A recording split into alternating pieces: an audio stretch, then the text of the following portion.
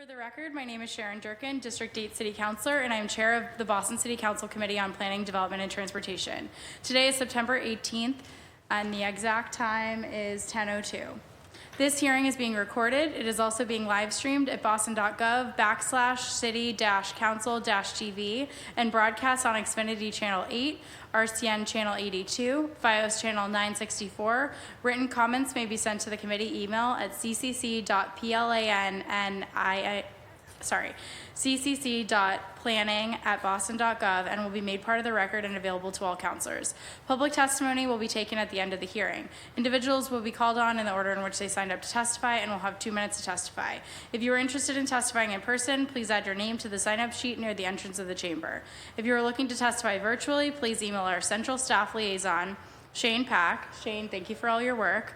Shane.pac@boston.gov for the link, and your name will be added to the list. Today's hearing is on docket 0477, order for a hearing to discuss contractor parking regulations, permitting, and enforcement in Boston. This matter was sponsored by myself and Councilors John Fitzgerald and Rusi Louis-Jean and was referred to the committee on February 12, 2025. I don't have any other colleagues here, but hopefully they'll be joining us shortly. And then I'll just give a few opening remarks, and then we will go to our panel. Good morning. As Chair of the Planning, Development, and Transportation Committee, I want to thank everyone for being here today. Contractor parking is one of the top issues and quality of life issues I hear about in District 8.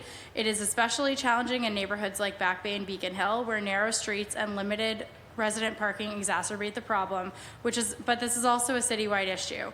Our public streets are shared resources, and residents, workers, and small businesses deserve a fair system that works for them.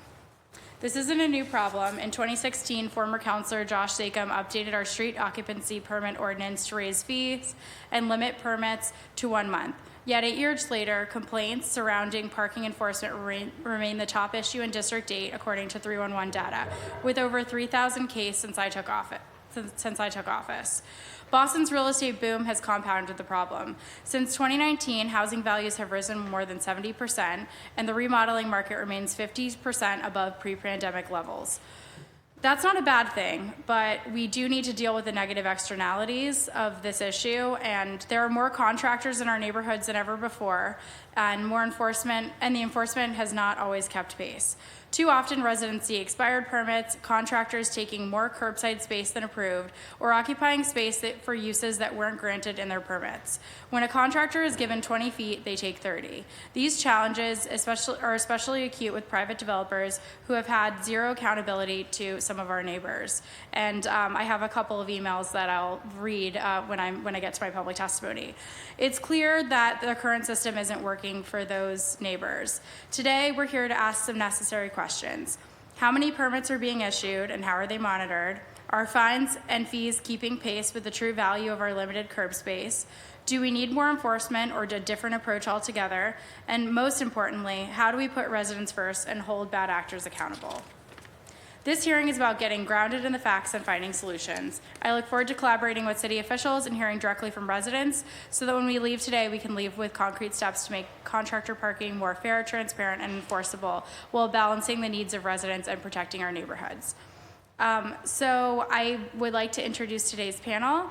I know I demanded that Nick Gove be here because you are the perennial person who knows everything about this issue, but I've learned that there are many more experts on this issue, and I'm really excited to meet with you all today. So Nick Gove, Tanya Del Rio, Kathy Garcia, and Hami Clemente, thank you so much for being here.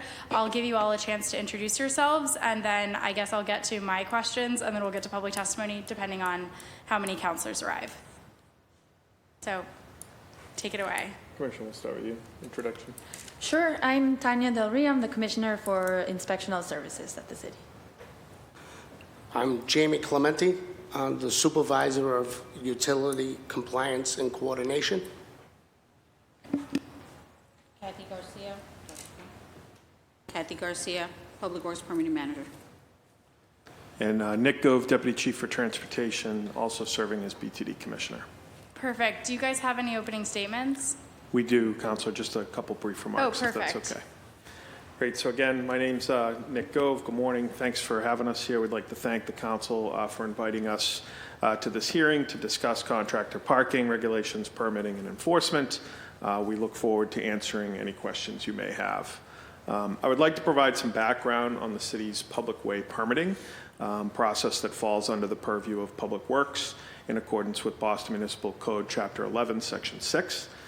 There are a variety of permits issued by Public Works, but the most common are street occupancy and street excavation. These permits allow a contractor to restrict access to a street or sidewalk for a limited amount of time. The Boston Transportation Department reviews all these occupancy and excavation permits and approves temporary changes to traffic and parking regulations and requires submission and approval of a traffic management plan and/or a construction management plan if the scope of the project requires. If parking regulation changes are approved, contractors are required to post signs in residential neighborhoods at least 3 days in advance of the restriction. Contractors are also required to distribute flyers within a half block of the spaces that are being restricted at least 2 days in advance of work. For metered parking spaces, restrictions need to be posted at least 2 days in advance, and flyers need to be distributed at least 1 day in advance. Obviously, contractors are required to remove signs and flyers as part of their post-project cleanup. Just to kind of help to understand the scope of this work, in calendar year 2024, Public Works issued 25,894 occupancy permits, including moving permits, and 3,170 excavation permits citywide. Approximately 8% of those permits were issued for utility-related work. We encourage people to use our street occupancy permit lookup and alert registration tool that's available on the City of Boston website. And obviously, we encourage residents to report any issues or concerns to 311. Thank you. Thank you so much. Any other opening statements? Okay, perfect. So with that, I have a bunch of questions. And I know I have sent some of these in advance, but I know some of them are more complicated to answer. So I just want to make sure we're getting some of these things on the record. How many street occupancy permits are issued per year? I think you just said it's how many? In calendar year 24, it was over 25,000, but for fiscal year, we have that breakdown as well. In FY24, it was 23,340 occupancy permits, and in FY25, it was 23,533. Okay. Do you have the data on the total number of parking spaces permitted, like the total number of parking spaces that parking spaces permitted throughout the year in relation to the total number of available residential parking spaces in the city? What percentage of parking spaces are taken at any given time from resident parking? Sure. Unfortunately, Council, we do not have that data available today. But And we also don't always know how many residential parking spaces there are, so I feel like there's a lot of Correct. information to have. I think in Beacon Hill, it's increasingly feeling like a large percentage of residential parking spaces are taken by residential parking, by contractor parking, which for some neighbors, it feels like they can never get any curbside availability. And that really was the impetus for this hearing.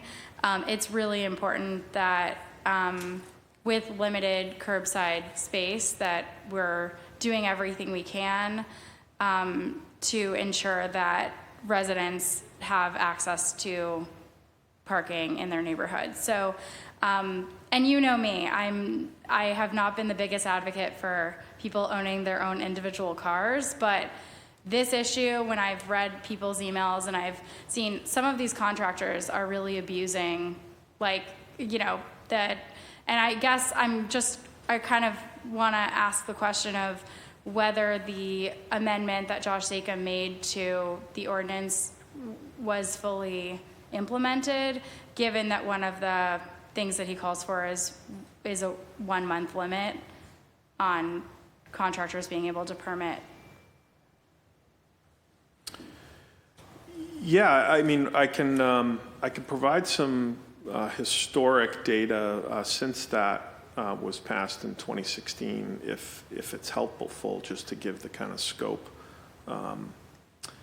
So, you know, around 70% of our occupancy permits are for temporary moving truck permits, and about 30% relate to construction work. Since 2016, so I can give you the aggregates of the three categories. So I mentioned excavation, occupancy, and the third significant category is emergency work. This is mostly utility work that comes up due to a water main break, gas main leak, something like that. In 2016, there were just over 29,000 permits issued.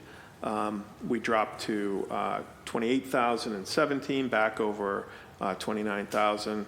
We hit a peak in 2019 of 30,615, and council will be happy to provide you all this data after. We dropped back down, likely COVID-related, down to just over 24,000 permits in 2020. That spiked back up over 30,000 in 2021. And since then, 22, 23, and 24, we've been consistently between 27 and 29,000 permits a year. Thank you.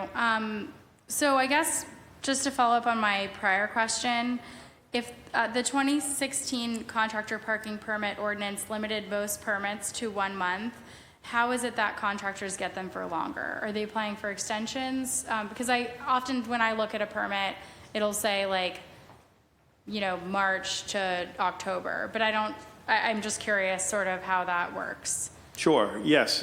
You know, contractor can apply for an extension, and there are kind of various reasons as to why that may or may not be approved.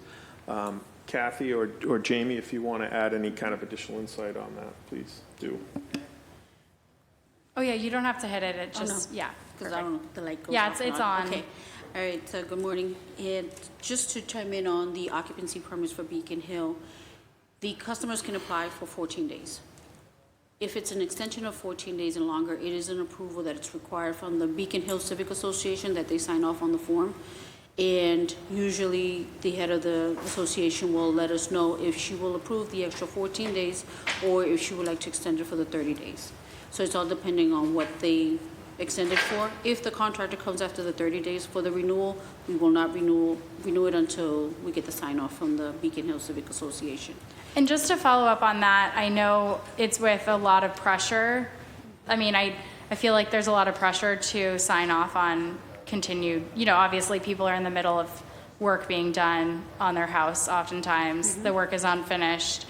And I understand that Beacon Hill has a specific leverage here to deal with bad actors, but I do feel it's coming with a lot of pressure to agree to the additional days, and I'm just curious if there's, at least in terms of, I guess, could you walk me through enforcement of the specific uses of the permits? So if somebody is parking their personal car where they have a permit to have a garbage can, for instance, could you walk me through like what enforcement looks like? Yeah, I can kind of talk through the enforcement of general occupancy permits as well as specific to parking restrictions, and then I might ask Jamie to jump in from the CIU perspective. But BTD has, in partnership with BPD, we have a BPD officer that is assigned to our construction and permit team. We are out inspecting construction daily. If we find a site that is out of compliance, say a minor infraction, you know, to your point there, it appears as if they're parking like personal vehicles within the occupancy area.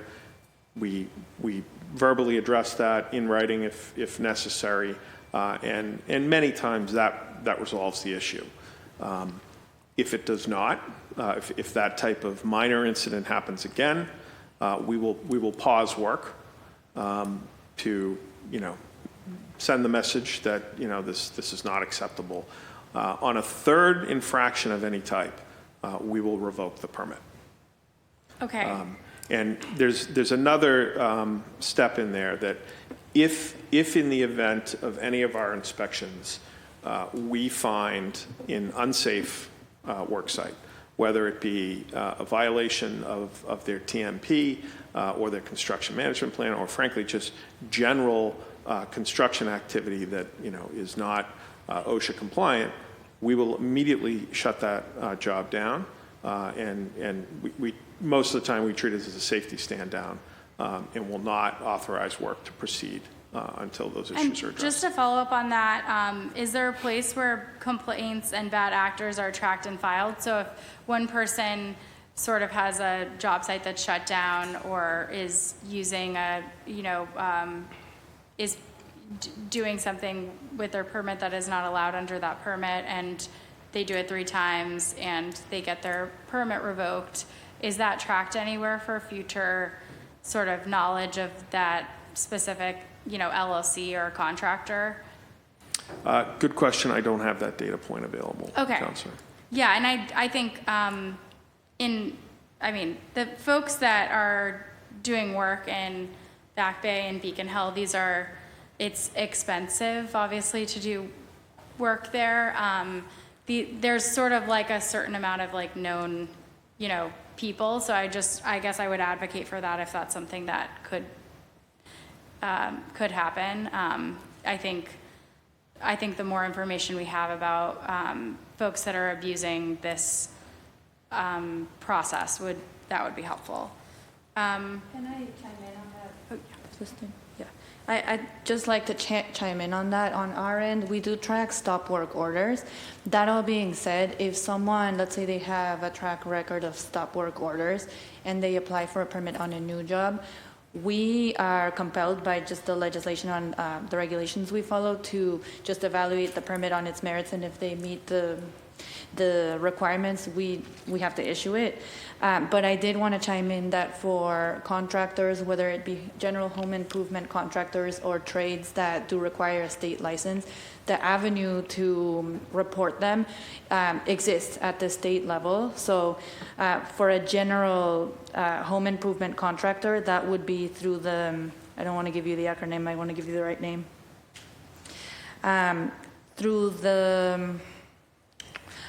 If it's a licensed person, like a plumber, electrician, someone that needs a state license from the Division of Occupational Licensor, you can report that way, and their board would evaluate. And if it's a general improvement contractor, you can pursue that through, it's OCABR. I just don't want to, I want to give you the right name if I find it.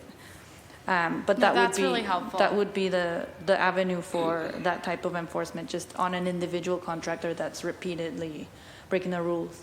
Okay, thank you. Yeah. And does the city ever report people to that agency? Thank you. It's the Office of Consumer Affairs and Business Regulation. Thank you. We will advise the person who hired them. So if for a number of situations, it could be parking, it could be other kinds of violations, or maybe they ghost and like run away with money, that type of thing. We will advise the homeowner or the person who hired them of these avenues. Okay. Yeah. I hear from residents that they hear of expired permits and contractors taking up more space than they were granted and using parking for things that their permits weren't intended for. It sounds like there's enough enforcement taking place, or at least there is enforcement taking place. What would help there be more enforcement of these types of activities? And I specifically want to get at, I know that when Josh Sakam raised sort of the permitting, the price for permits in 2017 or 2016, I'm curious, I know that the city can't institute any new taxes, so anything that this fee pays for needs to be within, needs to pay for the enforcement of this program.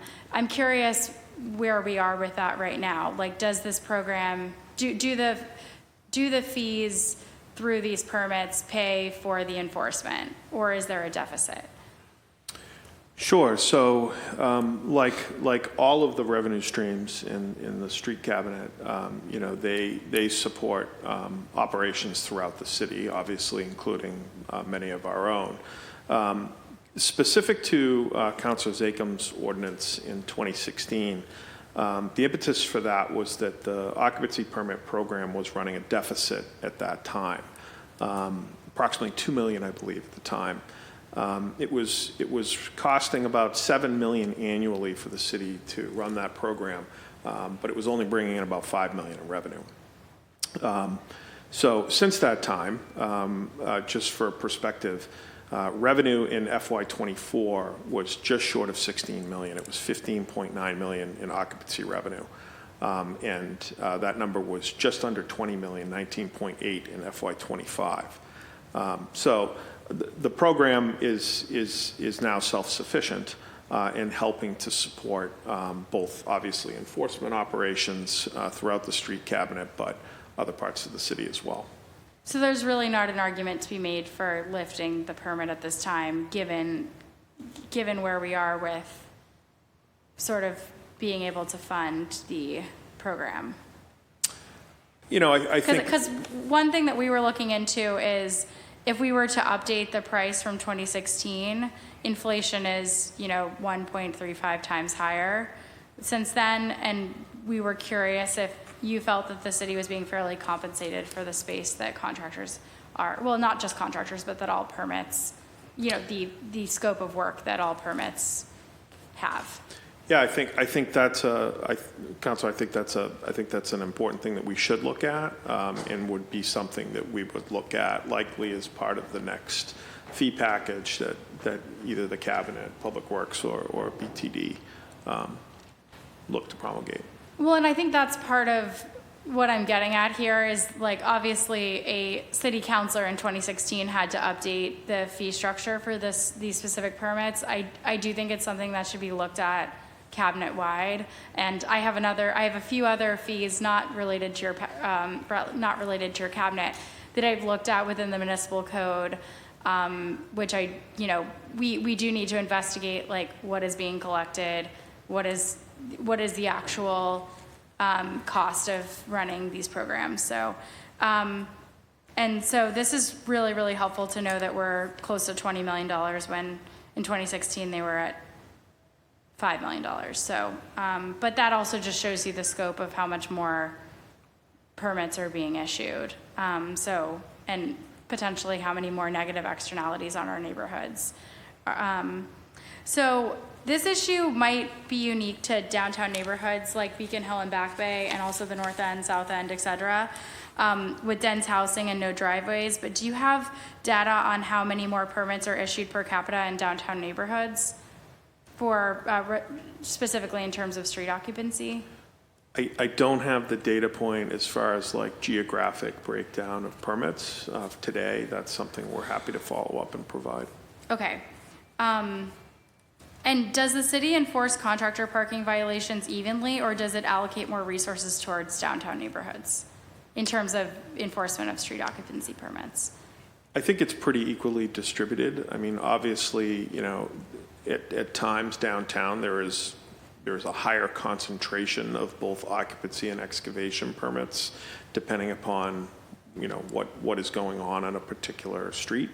But I think the city does a pretty good job of making sure that we, you know, keep an eye on the permits in the residential neighborhoods, because, you know, there's obviously a significant impact to, you know, quality of life, on-street parking, et cetera. Yeah, I think, and also just safety. I mean, some of these contractors parking in no parking zones, fire zone, you know, like where there's a fire hydrant, and, you know, I do think, all in all, I think my recommendation to BTD is not just for the neighborhoods that I represent, but all downtown neighborhoods, I think, need a closer watch because of how dense everything is. So it's, you know, if, and also I think in terms of this particular issue, street occupancy, I mean, you've seen the numbers in terms of the residential parking permits of how many are issued in Beacon Hill and how many parking spaces actually exist. And you play that out in all the other downtown neighborhoods without driveways. The resource of parking is just more scarce. So when people are taking up more space and they're permitted for 2 cars, but they're taking 3 cars, like it really does make a difference. And having just fought for a couple of, in the past 2 years, a couple of residents have needed disabled parking. That is also another issue, is just like, people being able to age in place, and that's something that I'm extremely concerned about. So I want to give a chance for folks that are here to testify. Would you guys be willing to stay for public testimony? Yeah, of course. Okay, thank you. So we'll start with Ben Starr, and then I think Marlene Reynolds is next.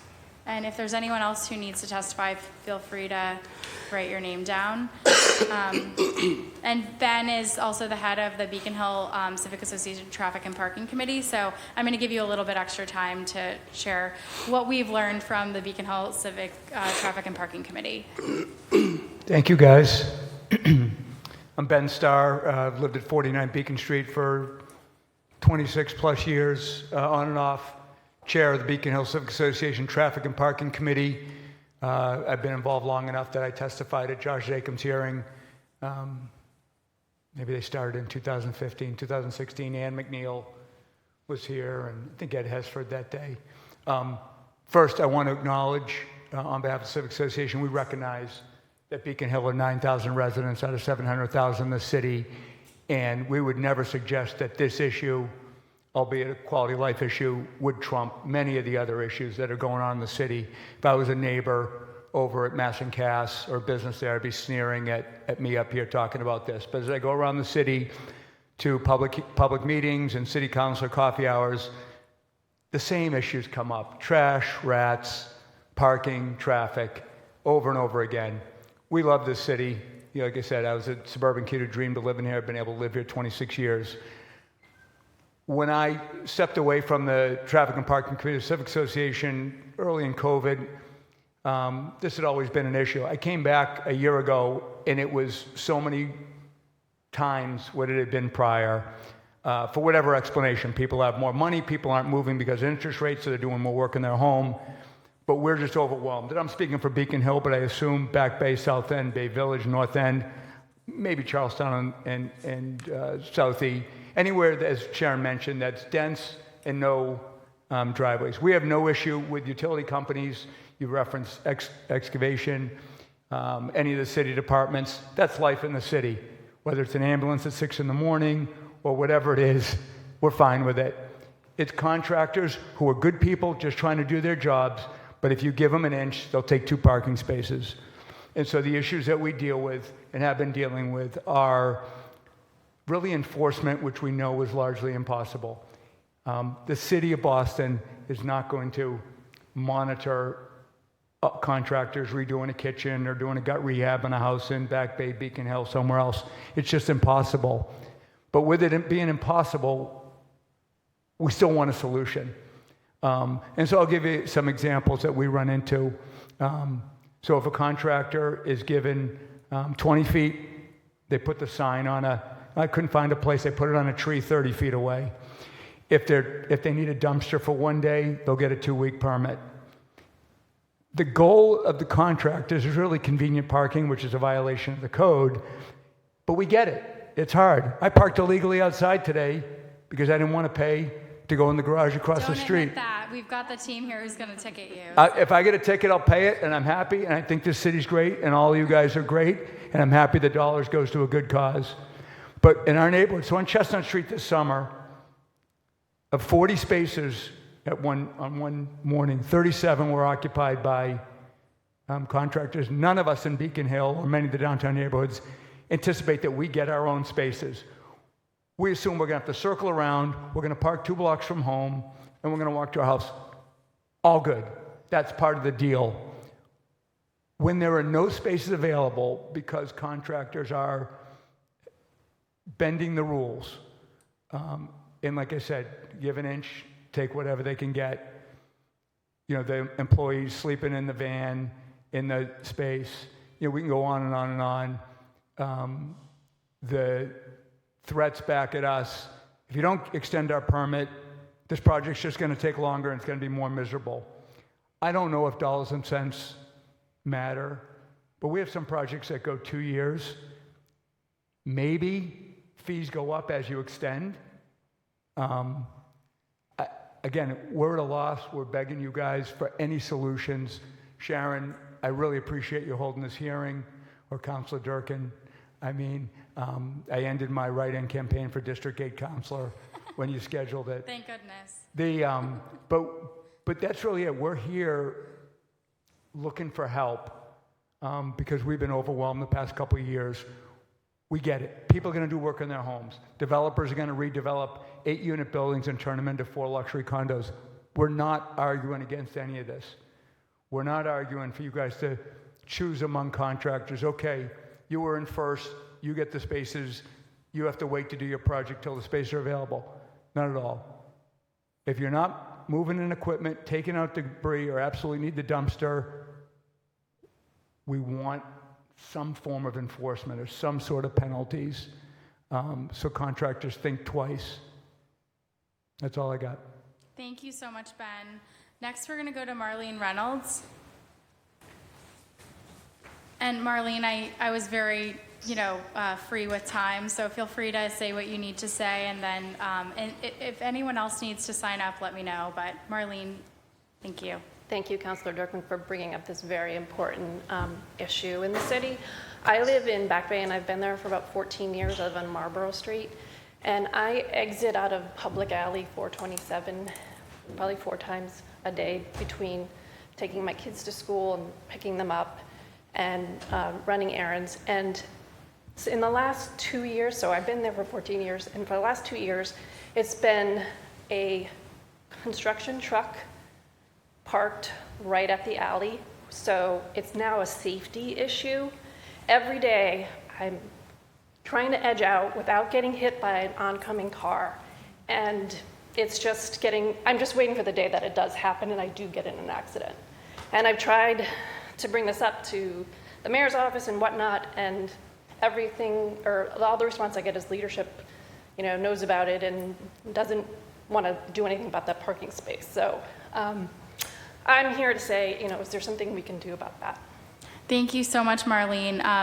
And I know we've gotten emails about this, so thank you so much. We are going to, obviously, thank you so much for coming to the City Council today. Daylighting is such an important part of public safety and of traffic safety. I know this is unconventional, but Nick, would you like to answer that? Commissioner, I'm sorry. Sure. I'm not specific with the exact location. We'll look into it. But daylighting is, something that we implement throughout the city for a variety of reasons, line of sight being one of them. I will say that the street pattern within the Back Bay, for example, does have, many locations where a parking space does immediately abut particularly in an alley entrance or egress. Thank you. And so this is a parking space that currently exists, and Yes. I think there is a state law around daylighting that we, as a city, do need to follow. So we as an office will follow up on it, and Marlene, I'll make sure that my team is over here, and we'll get yours. I think we have your email because we emailed you for this hearing, right? No. Oh, no. Okay, we'll get your email and Yes. we'll follow up on this as soon as we can. Great. Thank you so much, Marlene. Would anyone else like to testify? It's here. Okay. I just want to thank those that came to this hearing.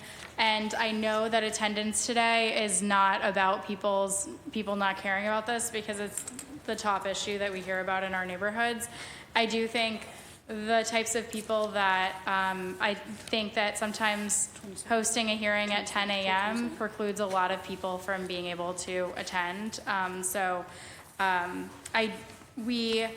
do want to read just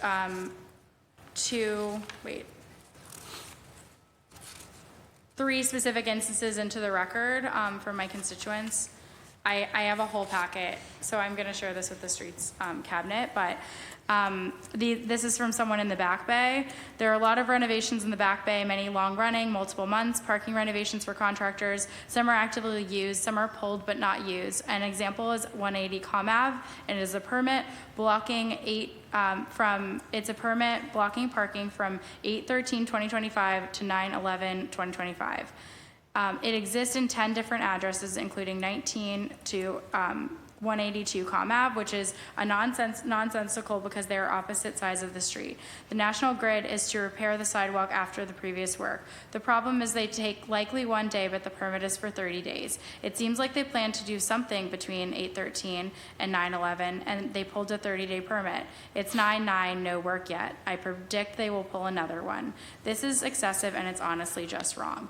That is from a resident of the Back Bay.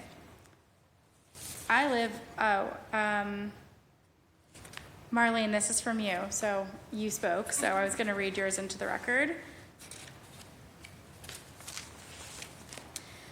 Okay. I had a resident ask me a question, and I hoped your office could answer. She cited endless renewing of construction permits, and there's no time limit for these, specifically on Chestnut Street, as many construction projects have lingered for years. There is no cap, and it could be a win for residents to limit this type of behavior. This is in the Fenway. As you may know, D'Alessandro has been contracted for laying new pipes in the neighborhood. Moreover, they have just unquestioned, unsupervised liberty to post no parking tow signage up and down all main arteries, Petersboro, Jersey, Kilmarnock, Monday through Fridays, in endless date extensions. However, at any given time, you are able to only see 3 to 4 contractors at work, barely 4 to 5 hours a day, and tops any particular location of this vast swath of real estate is outrageous. This is a callous disregard to the residents with parking needs, especially those with cars, is beyond outrageous. My wife and I have been residents of the Fenway for decades now and understand the pressures and pulls of living in an urban setting. But as of recent years, with these street closures, the stresses have become intolerable. In my humble opinion, the contractors need city supervision and questioning of all their reasonings of their haphazard, uncoordinated, unquestioned, and slow pace of construction and repairs. This is someone who lives on Jersey Street. This is someone who lives on Peterborough Street in the Fenway. There has been construction going on by D'Alessandro Company for a long time now. They block roads, they take up space, they create noise from the street, interfere with my work when I am from home. And the company has given no date to when that will be done, and there is no oversight by the city. They are working on city roads. I don't know the exact date it started, but it's been well over a month, and I think closer to 2. Okay, this is someone who lives in the Fenway. The lack of enforcement on top of ongoing construction in the Fenway is taking up many blocks of resident permit, and it makes the situation untenable for actual neighborhood residents.